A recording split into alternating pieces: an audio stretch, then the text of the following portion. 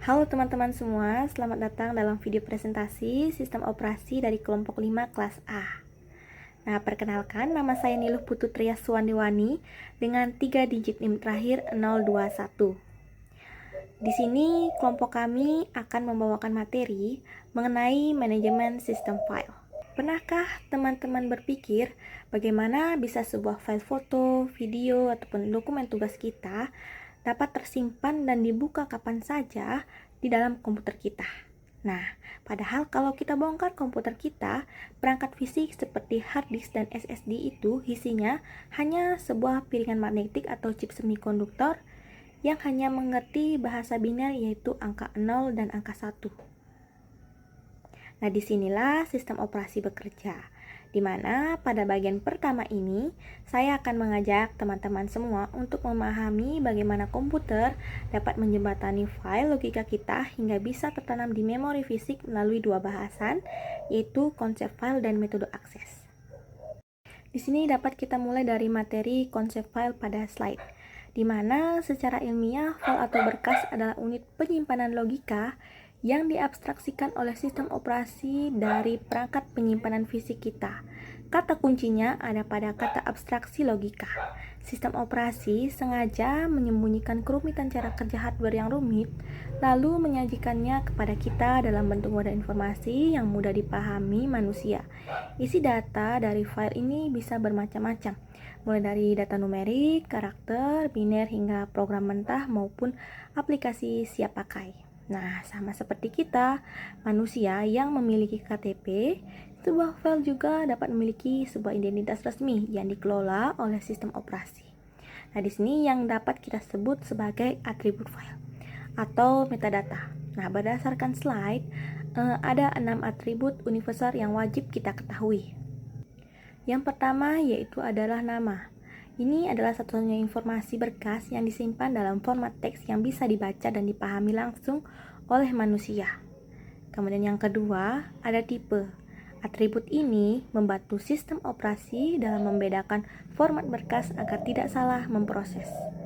Nah, yang ketiga yaitu ada lokasi, yaitu berupa pointer atau petunjuk digital yang mencatat koordinat fisik memori mana data asli file tersebut ditanam. Kemudian yang keempat yaitu ukuran size. Ini adalah informasi yang menunjukkan bobot file saat ini, baik dalam hitungan byte, words, atau blok memori. Kemudian yang kelima yaitu proteksi. Di sini ada aturan hak akses untuk membatasi siapa saja yang boleh membaca, menulis, atau mengeksekusi file tersebut. Yang terakhir yaitu ada waktu, tanggal, dan identifikasi user, di mana ini berfungsi untuk kebutuhan monitoring keamanan dan melacak riwayat penggunaan berkas. Lalu, bagaimanakah cara kita dalam memanipulasi file-file tersebut? Nah, sistem operasi telah menyediakan sekumpulan instruksi khusus melalui sistem call untuk menjalankan operasi dasar pada file. Seperti yang dapat dilihat pada slide, ada 6 operasi utama yang sangat mendasar. Kita bisa membuat file baru melalui create, kemudian mengisi data ke dalamnya dengan write, kemudian membaca isinya dengan read, dan menggeser petunjuk posisi di dalam file menggunakan file seek, kemudian menghapus file dengan delete, serta memotong ukuran berkas tanpa menghapus isinya lewat run create.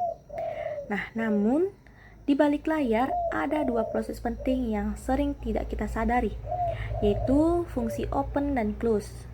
Ketika kita membuka sebuah berkas, sistem call OpenFI akan mencari struktur direktori di dalam disk untuk menemukan entry file tersebut, lalu memindahkan detail informasi identifikasinya ke memori aktif komputer agar sistem tidak perlu berulang kali mencari di dalam disk fisik yang lambat. Sebaliknya, ketika kita selesai, fungsi close atau FI akan membersihkan entry tersebut dari memori dan memperbarui struktur direktori permanen kita di dalam disk. Selain operasi dasar ini, aplikasi modern tentu juga mengizinkan kita melakukan operasi tambahan harian seperti menambahkan data di akhir file atau append, mengubah nama berkas atau rename, hingga menduplikasi berkas atau copy. Nah, Sekarang kita akan beranjak ke karakteristik fisik dari berkas itu sendiri. Nah, pada komputer, mengenali jenis internal berkas menggunakan mekanisme ekstensi. Contohnya, seperti akhiran titik .txt untuk teks polos atau titik .exe untuk program. Nah, tipe berkas ini juga mencerminkan bagaimana data di dalamnya diorganisasikan. Secara umum, terdapat 3 kategori struktur file. Yang pertama, tanpa struktur, di mana file hanya dianggap sebagai deretan byte mentah tanpa arti khusus bagi OS. Nah, sistem operasi seperti Unix menggunakan skema ini demi fleksibilitas maksimum. Kemudian yang kedua, ada struktur sederhana. Data diatur dalam barisan kalimat atau rekaman dengan panjang tetap atau dinamis. Nah, kemudian ketiga, struktur kompleks, di mana berkas memiliki struktur header bertingkat yang wajib dimengerti oleh OS. Contohnya pada berkas aplikasi .exe agar OS tahu di mana instruksi pertama harus dieksekusi. Nah, pada slide selanjutnya kita akan dihadapkan pada sebuah tantangan teknis yang sangat menarik mengenai struktur file internal. Secara fisik, perangkat keras penyimpanan, membaca, dan menulis data dalam ukuran kotak kaku yang dinamakan blok. Umumnya berukuran 512 byte per blok. Nah, masalahnya adalah ukuran file logika yang dibuat pengguna hampir tidak pernah pas dengan ukuran kelipatan blok fisik ini. Solusinya, sistem operasi melakukan teknik pengepakan atau packing, yaitu menggabungkan beberapa rekaman file logika ke dalam satu blok fisik disk. Efek sampingnya, jika ujung berkas kita menyisakan sedikit ruang kosong di dalam blok terakhir, sisa ruang tersebut tidak bisa dipakai oleh file lain dan terbuang sia-sia. Fenomena hilangnya ruang memori ini kita sebut dengan fragmentasi internal. Setelah kita memahami bagaimana berkas dibuat dan dikemas, sekarang kita masuk ke materi besar selanjutnya, yaitu metode akses berkas. Pertanyaannya sederhana, bagaimana cara komputer membaca informasi yang disimpan di dalam file tersebut? Nah, ternyata ada 3 metode utama yang dapat diadopsi oleh teknologi komputasi. Yang pertama, yaitu akses file sequential atau sequential access. Ini adalah metode paling klasik dan sederhana. Cara kerjanya sangat linear. Data diproses satu persatu secara berurutan dari awal sampai akhir berkas. Analoginya persis seperti kita mendengarkan lagu menggunakan kaset pita jadul. Jika kita berada di lagu pertama dan ingin mendengarkan lagu keempat, kita terpaksa melakukan fast forward, yaitu melewati lagu kedua dan ketiga. Kelebihannya adalah penerapannya sangat mudah, tetapi kelemahannya sangat lambat jika digunakan untuk mencari data secara acak di file yang besar. Metode ini biasanya dipakai untuk menulis berkas log sistem komputer. Kedua, ada akses file langsung atau acak, di mana metode kedua ini memanfaatkan keunggulan perangkat disk modern. Berkas dilihat sebagai sebuah kumpulan blok bernomor urut alamat fisik. Komputer bisa langsung melompat menembak blok mana saja yang diinginkan secara acak tanpa harus membaca blok-blok sebelumnya. Analoginya yaitu seperti ketika kita memutar lagu di Spotify atau CD. Kita bisa bebas mengklik lagu nomor berapapun secara instan. Keuntungannya adalah kecepatan operasionalnya luar biasa tinggi, sehingga sangat cocok untuk sistem basis data atau database. Namun, arsitektur pemrogramannya jauh lebih kompleks dibandingkan sequential. Yang ketiga yaitu ada akses file terindeks, di mana metode terakhir ini merupakan kombinasi pintar yang dibangun di atas prinsip akses langsung. Di sini sistem komputer membuat sebuah berkas pendukung terpisah berukuran kecil bernama indeks, yang bertindak persis seperti daftar isi sebuah buku tebal. Ketika program mencari data spesifik, komputer tidak perlu mencari di seluruh isi file raksasa, melainkan cukup mencari kata kuncinya di berkas indeks terlebih dahulu. Setelah indeks menunjukkan alamat blok fisiknya, sistem langsung menembak lokasi data secara akurat. Kelebihannya adalah pencarian data berskala masif masih menjadi sangat efisien dan super cepat. Meskipun kelemahannya adalah kita harus merelakan sedikit ruang memori tambahan untuk menaruh berkas indeks tersebut. Sekian materi yang dapat saya sampaikan. Materi selanjutnya akan disampaikan oleh rekan saya. Baik, terima kasih. Perkenalkan, saya Asma Afran Kagata dengan 3 digit NIM akhir 012. Di sini saya akan menjelaskan mengenai struktur directory. Baik, pertama, struktur directory itu harus ngapain nih?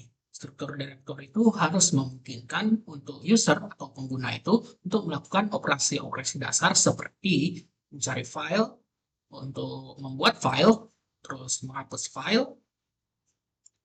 Setelah itu, struktur directory juga harus memungkinkan pengguna untuk menampilkan daftar isi directory, detail-detailnya, kemudian mengubah nama entry file tersebut, dan yang terakhir, struktur directory itu perlu untuk dapat menelusuri sistem file.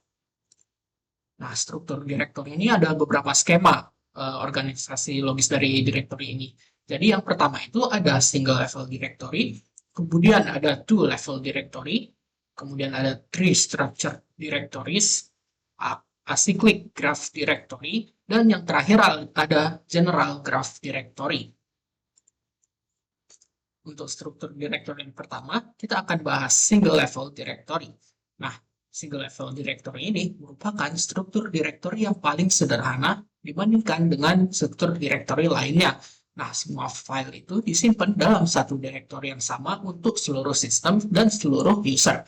Nah, kelebihannya adalah yang pertama itu mudah untuk diimplementasikan, kemudian efisiensi, keamanan, mempermudah dalam pencarian dan backup file, dan yang terakhir skalabilitas. Nah, untuk skalabilitas dikarenakan tidak ada, sangat sederhana, cuma ada satu directory untuk satu sistem, maka jika terdapat sistem baru, file baru, hanya perlu ditambahkan saja. Kemudian mempermudah pencarian itu dikarenakan hanya satu juga, maka akan lebih cepat untuk ditemukan karena tidak perlu mencari di user lain atau subdirectory lain dan sebagainya. Namun kekurangannya adalah naming conflict. Itu misalkan di sini kita ada A gitu yang misalkan kita punyanya user A. Ketika user B, user lain itu ingin menambahkan file yang bernama A juga, maka tidak bisa untuk user B itu. Kemudian kekurangan yang kedua adalah grouping. Tadi dikarenakan tidak dapat membuat subfolder, maka misalkan untuk mail ini misalkan mengandung data gitu atau hex gitu.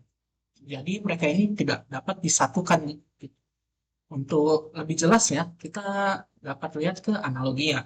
Nah, single level directory itu bagaikan seperti suatu kotak besar lah yang tempat semua pengguna itu meletakkan semua file mereka gitu. Di sini ada pengguna A, pengguna B, dan pengguna C gitu loh. Di sini ada file A dari pengguna A, file B dari pengguna B, dan lainnya. Namun ketika misalkan seperti tadi, pengguna C itu punya file A gitu, yang ingin untuk nyimpen di directory ini. Namun karena pengguna A itu udah punya file A gitu, maka pengguna C nggak akan bisa buat nambahin file itu. Kemudian untuk memecahkan naming conflict atau masalah tadi, terdapat two level directory, di mana itu kelebihannya itu naming conflict yang pastinya sudah dapat teratasi, kemudian pencarian file juga menjadi mudah, dan yang terakhir setiap pengguna itu terisolasi dari pengguna lainnya.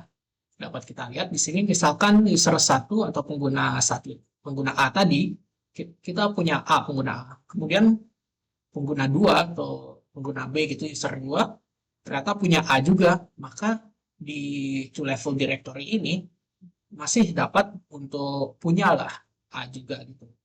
Jadi double per user ya, tetapi user satu ini tetap nggak bisa A juga. Namun kekurangan dari two level directory ini, file sharing menjadi rumit dan tidak dapat membuat subdirectory. Untuk lebih jelasnya, di sini misalkan ada analogi. Di sini dalam two level directory juga terdapat master file directory dan user file directory. Nah, master file directory itu merupakan directory yang tingkat atas lah, yang memiliki daftar kayak directory pengguna-penggunanya. MFD disingkatnya, itu diindeks berdasarkan nama penggunanya. Jadi misalkan dari A, B, C, D itu Andi, Budi, Citra, Dewi, atau misalkan 1, 2, 3, 4, 5. Itu seperti kayak daftar karyawannya lah. Dan setelah MFD tadi terdapat UFD atau User File Directory. Setiap pengguna itu punya UFD sendiri lah.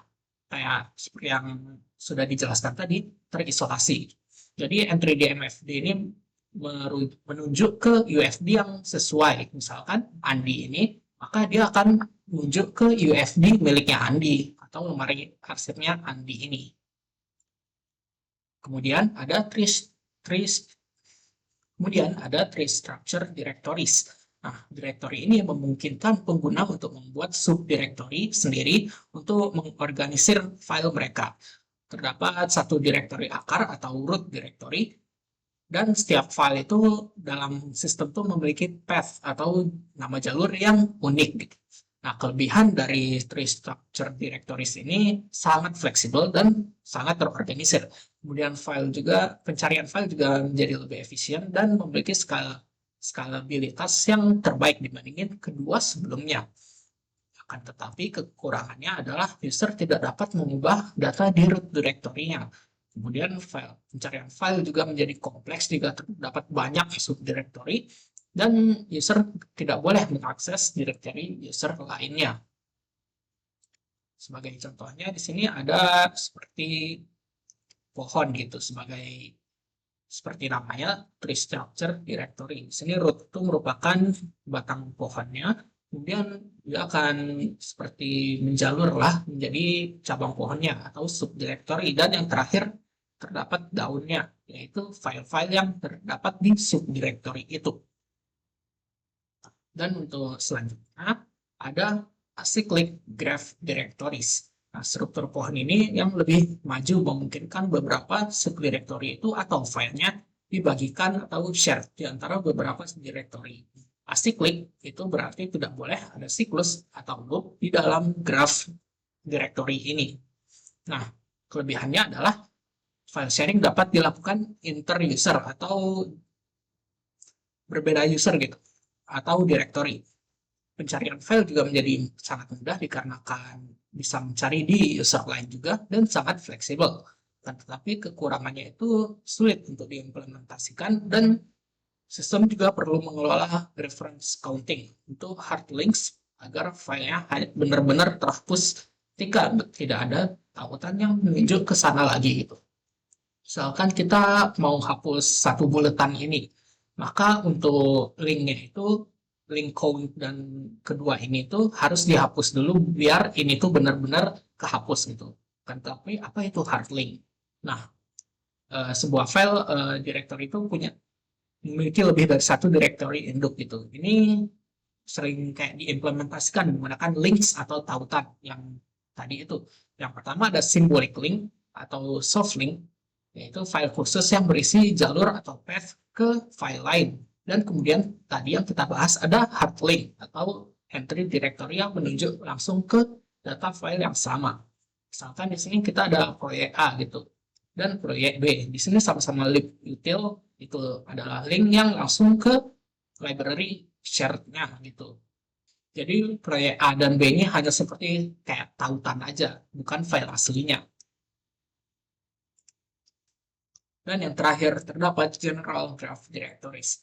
Ini strukturnya mirip dengan acyclic tadi, akan tetapi untuk perbedaannya, untuk general graph directories ini dapat menciptakan siklus atau loop, sehingga kelebihannya kurang lebih sama dengan acyclic, yaitu file sharing dapat dilakukan inter directory atau user, terus kemudian fleksibel, dan pencarian file juga menjadi sangat mudah.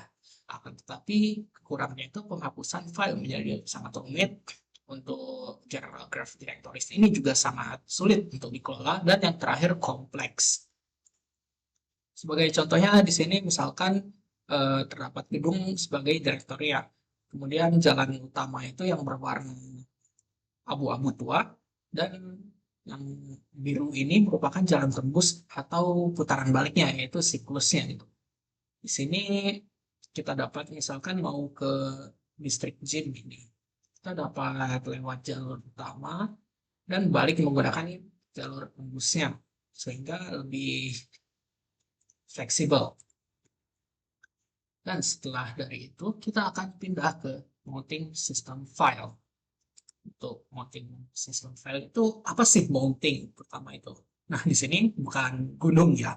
Proses yang mounting itu proses yang menghubungkan sebuah sistem file yang berada di perangkat fisik, misalkan seperti hard disk, CD-ROM, atau USB drive ke dalam sistem directory logis dalam sistem operasi tadi yang tadi kita baru saja bahas. Ini tuh sama seperti sebuah file itu harus dibuka sebelum digunakan gitu. Kita harus double klik gitu. Sistem file juga harus dipasang atau dimounted sebelum dapat diakses oleh proses-proses yang ada di dalam sistem. Nah, untuk proses mountingnya itu pertama itu kita perlu penyediaan perangkat dan mount point-nya. Sistem operasi itu harus diberikan informasi mengenai yang pertama itu identitas fisik dari perangkat yang berisi sistem file. Misalkan di sini ada JMicroTech SCSI disk drive. Di sini itu merupakan hard disk dan Nexar USB flash drive ini merupakan flash disk dan yang terakhir ini merupakan drive SSD internal dari laptop ini. Dan kemudian untuk selain identitas fisik dari perangkat tadi, sistem operasi juga perlu lokasi dalam struktur directory yang ada saat ini gitu, di mana sistem file itu tersebut akan ditempelkan. Misalkan tadi ada hard disk inilah. Di sini kita perlu tahu di mana ini bakal di mount gitu, directory ya. Di sini misalkan directory A gitu. Ini untuk Linux. Kemudian ada verifikasi dari sistem operasinya. Sistem operasi itu akan memverifikasi bahwa perangkat fisik itu emang berisi sistem file yang valid atau tidak gitu loh. Kalau misalkan valid, maka akan dapat digunakan secara normal, akan di-mount, akan tetapi kalau misalkan tidak valid, misalkan ada boot sektor yang error gitu di hard disk, maka sistem file itu nggak dapat digunakan atau mungkin di-reject gitu.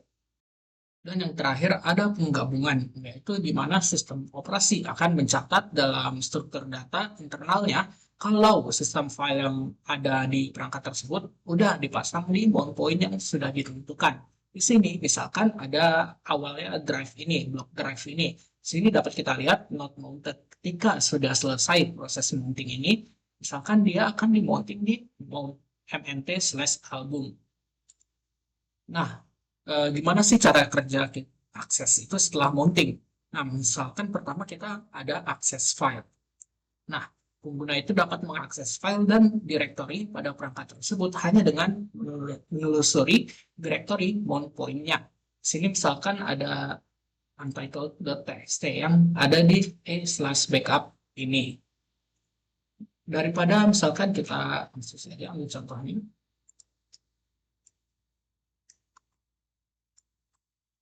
Di sini misalkan kita sudah ada untitled.txt ya. Kita hanya dapat double klik yang menghasilkan ini halo. Daripada misalkan kita benar-benar copy paste ini. Misalkan kita balik lagi ke download, ini kita paste. Ini akan menghasilkan hasil yang sama. Dia akan membuka dokumen yang sama. Kita hanya dapat misalkan tadi ke terus ke backup, ini dokumen dan buka ini. Kemudian setelah itu ada transparansi. Bagi pengguna dan program itu file-file yang di perangkat baru itu dipasang tuh kayak bagian langsung dari struktur directory sistem utamanya. Jadi nggak perlu secara spesifik perangkat fisik mana yang menyimpan file-file tersebut. Misalkan contoh kita saat mengakses suatu drive eksternal, kita nggak perlu lagi mikirin di mana drive tersebut di-mount atau perangkat tujuan jika terdapat banyak drive gitu. Untuk contohnya, Misalkan kita ke drive C ini, kita make drive ini, maka ini langsung ke drive eksternal saya gitu. Tanpa perlu misalkan ini di mount di mana, ini misalkan drive yang mana jika misalkan ada banyak gitu. Jadi tinggal langsung klik aja sebagai experience-nya lancar gitu. Gampangnya. Mungkin saya lanjut.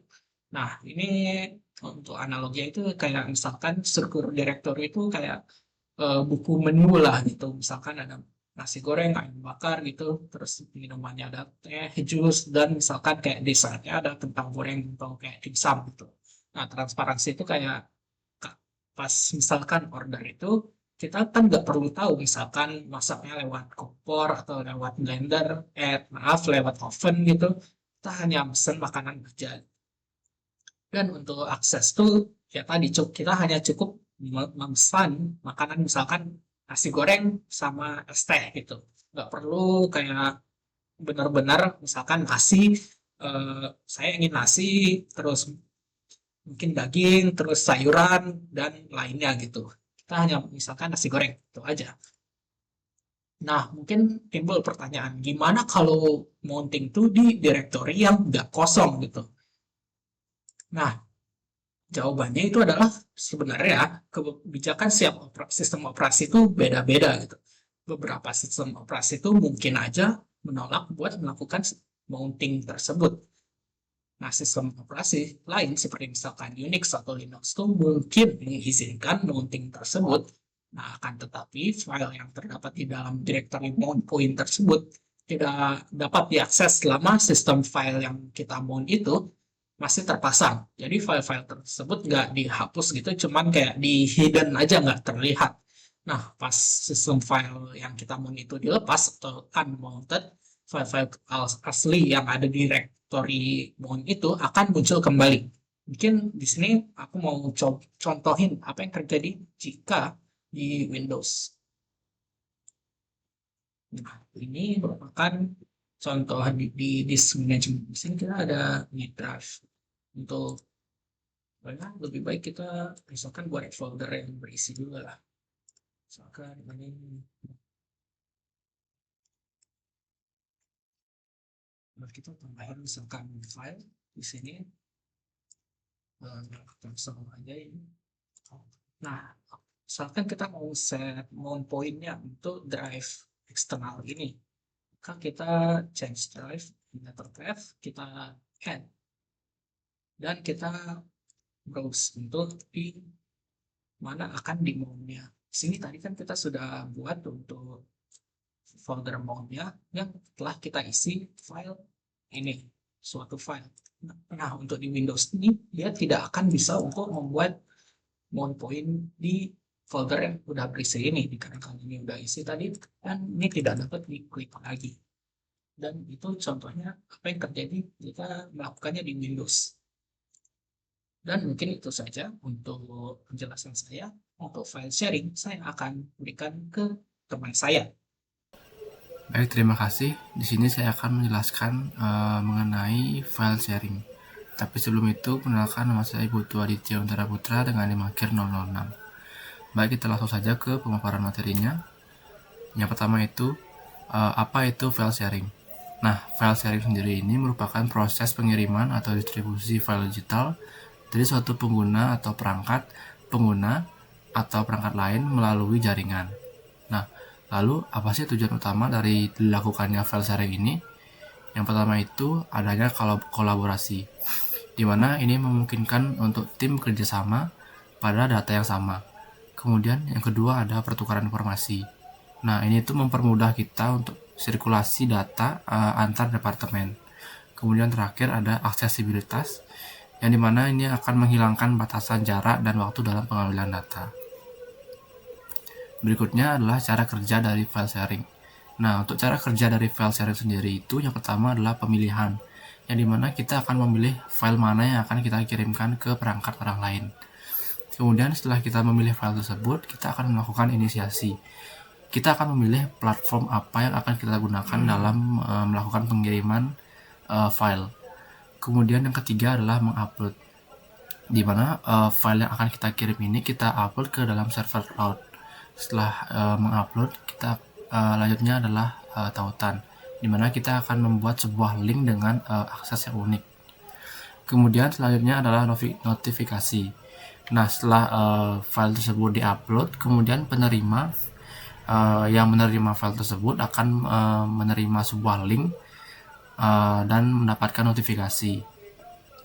Nah, untuk berikutnya adalah download. Setelah pengguna yang menerima file tersebut mendapatkan sebuah link, nah pengguna tersebut akan mengunduh atau mendownload file ke dalam perangkatnya sendiri. Nah, setelah download itu dilakukan, kemudian selanjutnya adalah akses, di mana pengguna sudah bisa membuka atau mengedit file tersebut yang telah dikirimkan oleh pengguna lain. Kemudian yang terakhir adalah selesai, konfirmasi transfer telah berhasil. Kemudian selanjutnya adalah dalam file sharing ini terdapat beberapa metode yang digunakan. Yang pertama itu adalah metode tradisional, dan dimana dalam metode tradisional ini terdapat beberapa metode lagi. Yang pertama itu adalah metode peer-to-peer atau P2P, yang dimana ini mentransfer langsung antar pengguna tanpa menggunakan server pusat. Jadi metode ini sangat cepat namun memiliki resiko hak cipta yang sangat tinggi. Kemudian adapun metode yang kedua adalah protokol FTP, di mana ini merupakan standar jaringan aman untuk mentransfer sebuah data antara klien dan server. Nah, metode ini juga umum digunakan dalam pengembangan web dan juga korporasi. Kemudian metode selanjutnya adalah metode modern, di mana di dalam metode modern ini terdapat dua metode lagi. Yang pertama itu adalah layanan cloud. Aplikasi seperti Google Drive, OneDrive, dan juga Dropbox ini merupakan beberapa contoh dari layanan cloud yang memungkinkan penyimpanan di data server dengan yang jarak jauh yang dapat diakses dari mana saja. Kemudian terdapat juga platform kolaboratif seperti Google Docs dan juga Office 365 yang memungkinkan beberapa pengguna melakukan pengeditan secara real time pada dokumen yang sama. Nah, kemudian untuk metode berikutnya adalah adanya beberapa media fisik dan juga jaringan lokal. Untuk media fisik seperti USB dan juga HDD, ini sangat berguna untuk koneksi internet tidak stabil atau ketika membutuhkan privasi data yang sangat ketat. Kemudian yang kedua adalah sistem lokal atau LAN. Sistem ini merupakan berbagi file dalam jaringan tertutup seperti kantor atau rumah tanpa mengonsumsi kuota internet. Nah, biasanya ini lebih cepat untuk file-file besar. Next, selanjutnya adalah apa sih tantangan dan risiko yang kita dapatkan dalam file sharing ini. Nah, terdapat beberapa ancaman utama. Yang pertama itu adalah risiko keamanan, di mana rentan terjadinya kebocoran data pada jaringan publik. Kemudian adapun malware, yang dimana malware itu adalah file yang disisipi oleh virus dari sumber tidak terpercaya. Kemudian yang ketiga adalah hak cipta, di mana distribusi ilegal materi intelektual bisa dapat terjadi. Kemudian yang terakhir adalah ketergantungan, di mana proses terhenti total tanpa internet itu akan membuat seluruh pekerjaan akan tidak bisa berjalan dengan lancar. Nah, untuk materi berikutnya adalah proteksi, di mana proteksi dan keamanan itu memiliki pengertian yang berbeda, di mana proteksi ini lebih menjerumus ke internal, di mana fokus utama adalah kontrol internal sistem operasi untuk mengatur akses terhadap sistem seperti file, memori, dan juga CPU. Nah, fungsi utama dari proteksi ini adalah untuk memastikan setiap komponen aplikasi itu hanya beroperasi dalam domain akses yang sah sesuai dengan kebijakan yang ditetapkan. Kemudian pengertian keamanan sendiri, di mana keamanan ini bersifat eksternal, di mana cakupannya lebih luas yang melibatkan perlindungan sistem dari ancaman fisik, manusia, dan juga jaringan luar. Fungsi utama dari adanya keamanan ini adalah untuk menjaga kerahasiaan data dari pencurian, kemudian intrusi hacker, dan kegagalan sistem akibat faktor eksternal. Next. Nah, di sini ada mekanisme proteksi, di mana ada yang namanya itu reference monitor, di mana reference monitor sendiri itu adalah sebuah program khusus dalam sistem operasi yang bertugas untuk memeriksa kesesuaian permintaan akses sumber daya. Ini adalah urutan dari reference monitor, di mana dari user kemudian proses ini dicek dulu di dalam reference monitor, kemudian baru sistem akan memberikan resource-nya. Mekanisme ini memutuskan apakah akses akan diterima atau ditolak berdasarkan kebijakan dari sistem reference monitor ini. Nah, terdapat juga beberapa aspek keamanan dalam sistem operasi. Yang pertama itu ada aspek eksternal, di mana perlindungan fasilitas komputer dari penyusup fisik seperti hacker dan bencana alam seperti kebakaran atau banjir. Kemudian ada aspek interface, di mana proses identifikasi dan autentifikasi pengguna lewat login atau password sebelum diizinkan mengakses data sistem. Dan yang terakhir adalah aspek internal, kendali internal pada hardware dan sistem operasi untuk menjaga integritas operasi data tanpa adanya korupsi data. Kemudian ada mekanisme proteksi dari berkas atau file. Yang pertama itu adalah pembatasan tipe akses, di mana pemilik berkas menentukan hak operasi antara read, write, atau execute bagi pengguna lain dalam sistem. Kemudian yang kedua ada ACL dan group, di mana daftar berisi identitas pengguna ini dan izin aksesnya. Di dalam ACL dan group ini berisi identitas pengguna dan juga izin aksesnya. Kemudian pelanggaran akan memicu pesan protection violation. Kemudian yang terakhir ada sistem password, penggunaan kata sandi khusus untuk proteksi khusus direktori. Memiliki tantangan dalam manajemen beban kognitif pengguna. Nah, dalam sistem password ini kita terdapat salah satu tantangannya itu adalah manajemen beban kognitif pengguna, kan di mana pengguna itu harus mengingat beberapa password yang dimilikinya, seperti itu.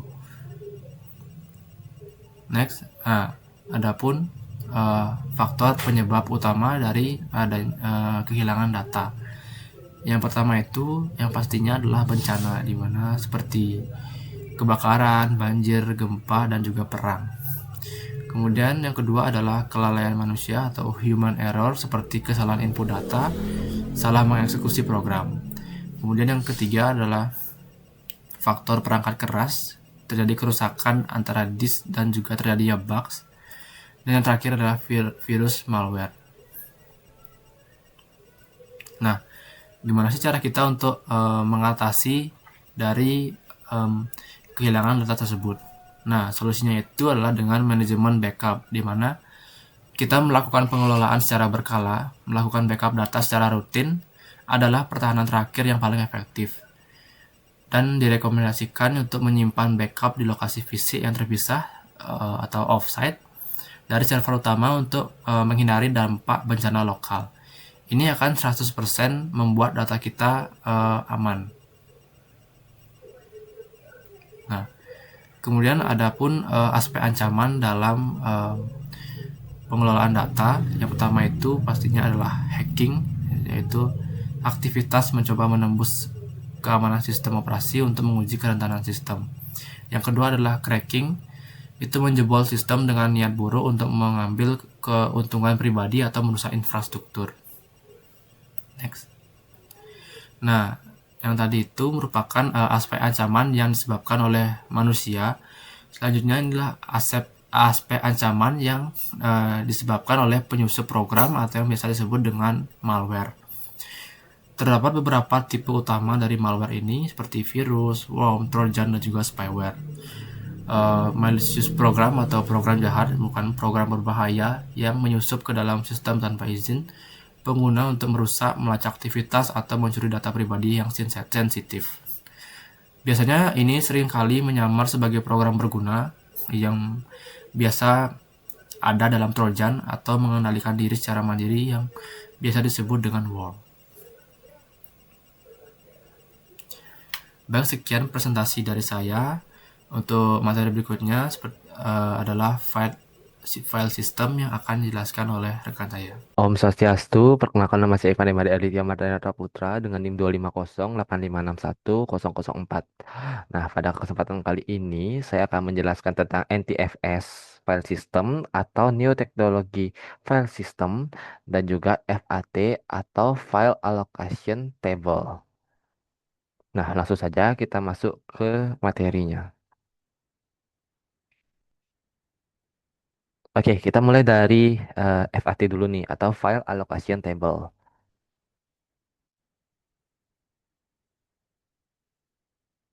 Nah, kita mulai dari definisinya. FAT atau File Allocation Table adalah sebuah file system yang digunakan untuk atau digunakan oleh sistem operasi untuk mengatur dan menyimpan file serta mengelola file di dalam media penyimpanan seperti hard disk, floppy, flash disk, dan memory card.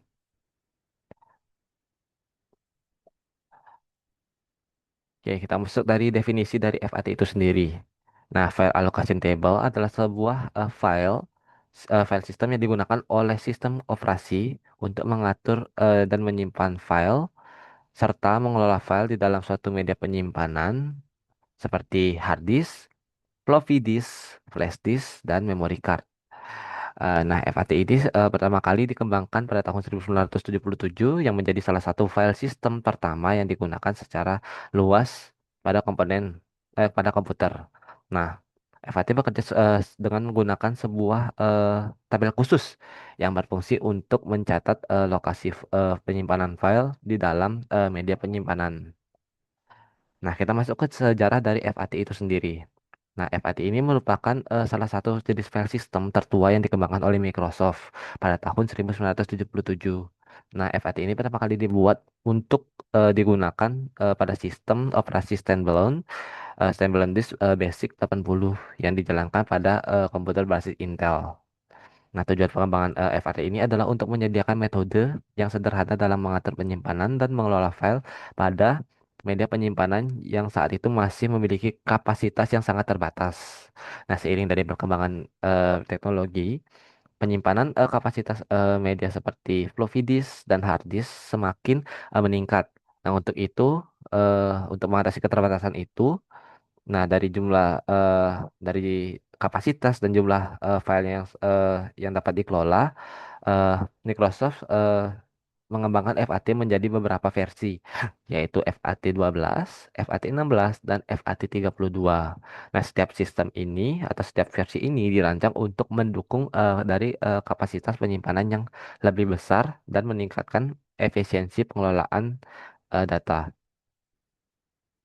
Nah, pertama itu FAT 12, yaitu dikembangkan pada tahun 1977. Nah, FAT ini merupakan versi pertama dari FAT yang diperkenalkan pada tahun 1977. Nah, nama FAT 12 ini berasal dari penggunaan alamat klasternya sebanyak 12 bit. Nah, FAT 12 ini dirancang khusus untuk floppy disk yang pada masa itu memiliki kapasitas penyimpanan kecil. Nah, file system ini banyak digunakan pada komputer-komputer awal yang menjalankan sistem operasi MS-DOS dan IMB PC-DOS.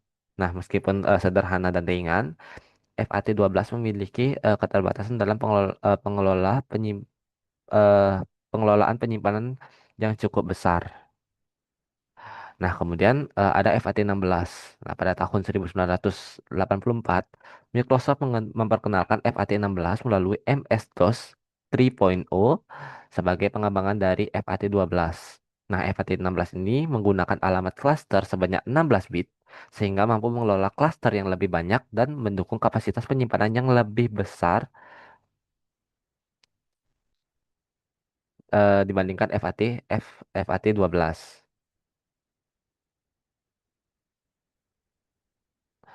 Nah, FAT 16 sendiri menjadi file system yang sangat populer pada era tahun 1980-an hingga awal 1990-an. Nah, dan digunakan secara luas pada komputer berbasis DOS serta Windows generasi awal. Nah, seiring meningkatnya kapasitas hard disk dan pada pertengahan 1990-an, nah FAT16 mulai menunjukkan berbagai keterbatasan untuk mengatasinya. Kemudian Microsoft memperkenalkan FAT32 pada tahun 1996 bersamaan dengan peluncuran Windows 96 OSR2 atau OM Service Relais 2. Nah, FAT32 ini mampu mengelola jumlah cluster dengan jauh lebih banyak sehingga mendukung kapasitas penyimpanan yang lebih besar dan penggunaan dari ruang disk yang lebih efisien.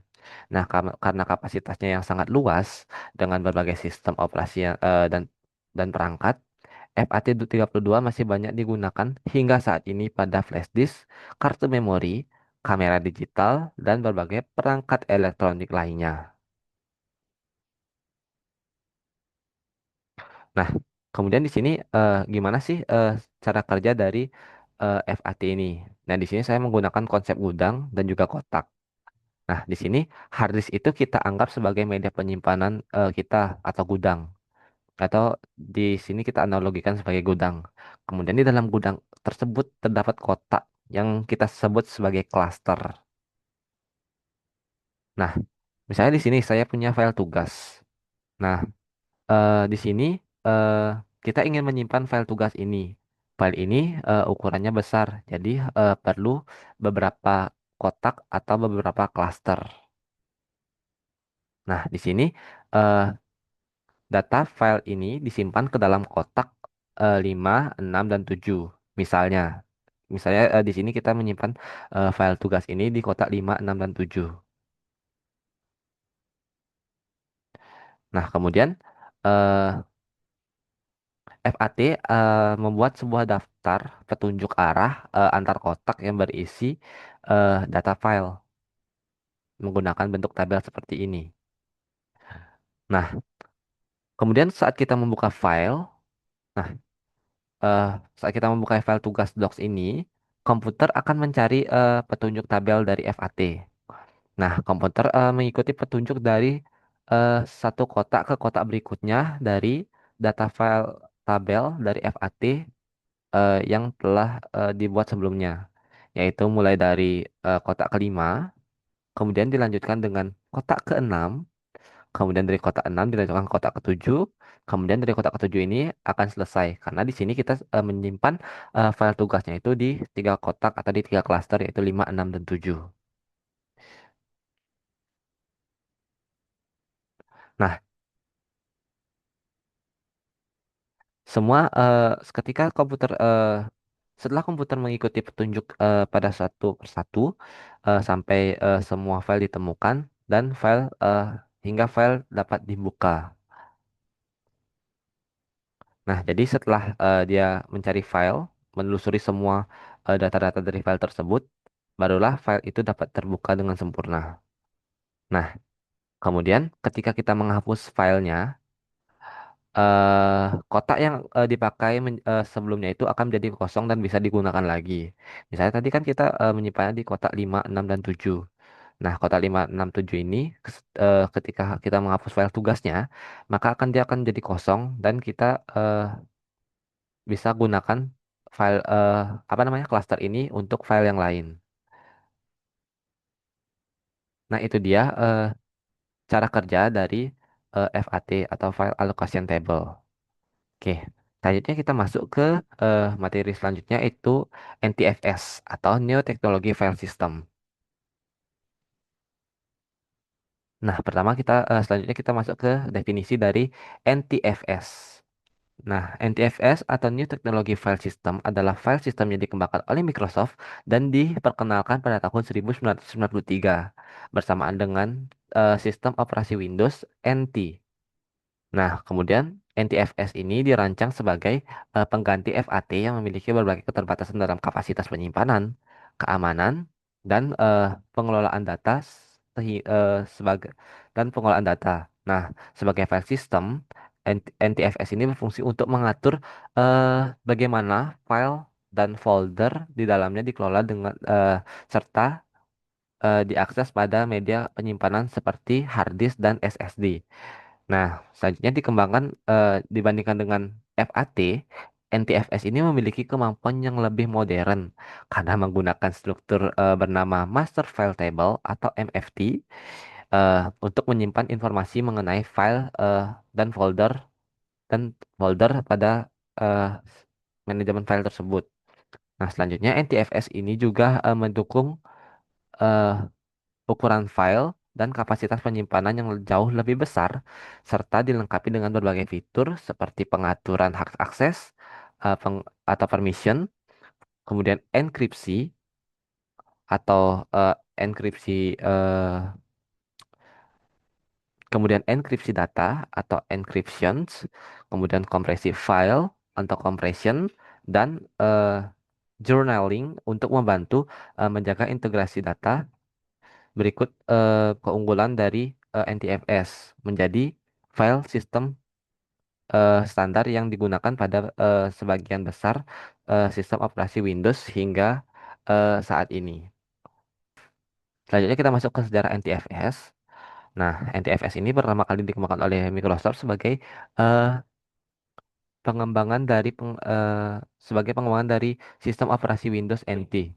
Nah, kemudian NTFS ini ditemukan pada awal tahun 1990-an ketika Microsoft menyadari bahwa file system atau FAT ini yang digunakan pada MS-DOS dan Windows saat itu memiliki banyak keterbatasan, terutama dalam hal kapasitas penyimpanan, keamanan data, kemudian kedalaman sistem dan keamanan sistem dan kemampuan pemilihan data ketika terjadi kerusakan. Nah, oleh karena itu, Microsoft merancang NTFS sebagai file system generasi baru yang lebih modern dan mampu mempengaruhi kebutuhan komputer yang semakin berkembang. Nah, kemudian NTFS ini pertama kali diperkenalkan pada tahun 1993 bersamaan dengan peluncuran Windows NT 3.1. Nah, kemudian file system ini dirancang dengan mengadopsi berbagai konsep dari file system yang digunakan pada sistem operasi yang lebih maju pada masa itu. Nah, sehingga mampu memberikan tingkat keamanan, stabilitas, dan juga performa yang lebih baik dibandingkan FAT. Nah, salah satu inovasi dalam NTFS ini adalah penggunaan Master File Table atau MFT sebagai pusat penyimpanan informasi file eh, dan juga folder yang memungkinkan pengelolaan dari pengelolaan data ini menjadi lebih efisien dan lebih terstruktur. Nah, seiring perkembangan eh, sistem operasi, NTFS terus mengalami penyempurnaan. Nah, pada tahun 1994, Microsoft memiliki NTFS versi 1.1 bersamaan dengan Windows NT 3.5 dengan meningkatkan performa dan stabilitas. Nah, kemudian pada tahun 1996, NTFS versi 1.2 diperkenalkan melalui Windows NT 4.0. Nah, perkembangan terbesar terjadi pada tahun 2000 ketika Microsoft merilis NTFS versi 3.0 bersamaan dengan Windows 2000. Nah, versi ini menambahkan berbagai fitur seperti uh, disk quotes, kemudian Inner Inner Citing File System atau IFC, dan juga kemampuan pengelolaan keamanan yang lebih baik. Nah, selanjutnya NTFS versi 3.1 diperkenalkan pada tahun tahun 2001 melalui Windows XP yang menjadi dasar NTFS yang masih digunakan hingga sekarang. Nah, hingga saat ini NTFS tetap menjadi file sistem utama di berbagai sistem operasi Windows modern, termasuk Windows 11 dan juga Windows 10. Nah, popularitas NTFS ini disebabkan oleh kemampuan dalam mendukung ukuran file dan kapasitas penyimpanan yang sangat besar, yaitu kemampuan menyediakan fitur keamanan singkat lanjut serta memiliki mekanisme journaling yang mampu menjaga integritas data ketika terjadi gangguan sistem. Nah, eh, berikut dari keunggulan tersebut, NTFS menjadi salah satu file system yang paling sukses dan paling banyak digunakan dalam sejarah sistem operasi komputer. Nah, di sini kita masuk ke cara kerja dari NTFS itu sendiri. Nah, di sini sebenarnya konsepnya itu kurang lebih masih sama. Jadi cara kerjanya itu eh, menggunakan konsep gudang plus database. Jadi NTFS ini bekerja sebagai seperti gudang modern yang memiliki database yaitu MFT atau Master File Table. Nah, semua informasi ini file eh, tidak hanya lokasinya aja yang diketahui, tapi juga mulai dari ukuran, pemilik, hak akses, waktu dibuat, dan informasi lainnya. Oke, misalnya di sini pertama kita ingin nih punya satu file yaitu bernama skripsi docs. Nah, kemudian kita ingin menyimpan file ini. Nah, file ini kan ukurannya gede nih, jadi nggak cukup eh, di satu kota aja. Jadi kita memerlukan beberapa kota. Nah, jadi untuk menyimpan file tersebut, NTFS ini mencari ruang kosong dari kotak-kotak tersebut. Nah, contoh di sini yang kosong itu ada 120, 121, dan 122. Kemudian data dari eh, skripsi.docs itu disimpan ke tiga tabel tersebut. Data-datanya itu disimpan ke tiga kotak tersebut. Nah, selanjutnya setelah disimpan, kemudian MFT akan memperbarui statusnya, yaitu menggunakan MFT atau Master File Table. Nah, di sini sudah terlihat nama filenya itu skripsi docs, lokasinya itu ada di eh, kotak 120, 121, dan 122. Kemudian ukurannya sendiri itu yaitu 5 MB, pemiliknya itu Adit, dan hak aksesnya itu full access. Nah, jadi di sini MFT itu eh, menyimpan info lengkap mulai dari nama file, lokasi, ukuran pemilik, serta hak akses dan juga lain sebagainya. Nah, ketika kita eh, mau membuka file tersebut, pertama komputer akan mencari MFT-nya ini, MFT ini. Di MFT tersebut dia mencari skripsi docs. Nah, kemudian MFT ini memberikan informasi. Kemudian MFT langsung memberikan lokasi dari file tersebut, yaitu filenya berada di 120, 121, dan 122. Kemudian datanya tersebut langsung dibaca di hard disk atau di gudangnya. Nah, kemudian komputer mengambil data dari kotak-kotak eh, tersebut, yaitu di kotak 120, 121, dan 122.